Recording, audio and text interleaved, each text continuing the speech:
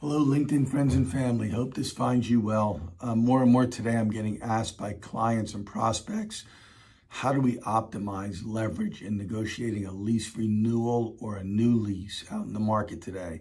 And that varies widely depending on the market you're in and the building you're in and whether it's an asset that is a warehouse or an office space. So a couple of key things. I mean, there's always the rudimentary, what are the comps, right? What did the landlord do for this other tenant? That's fine. That's, kind of essential 101 in our industry. But how you really create leverage is understanding your value as a tenant to the building, the landlord, the park, the community. Those are real things that leverage up and ramp up your leverage in this negotiation.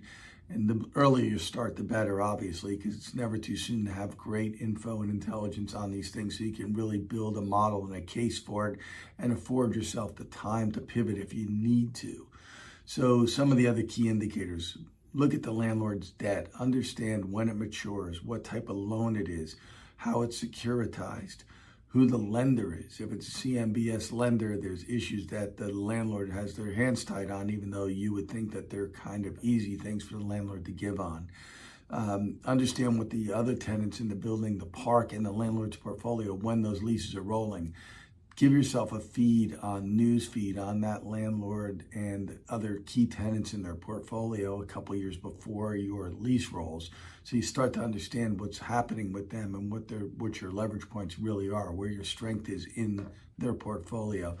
Understand what their CapEx plans are. How much are they going to spend in the near term and the long term on those buildings, and how they're going to structure that and how they're going to time that, because that certainly affects what they can spend on your tenancy. Who is their biggest competitor as a landlord? If you understand who their biggest competitor is, they're hyper tuned into what they're doing. And if you can find out what they're doing to retain tenants and attract tenants, that really ramps up your leverage, and especially in a mention of that. Get out in the market, let everybody know it's a small community.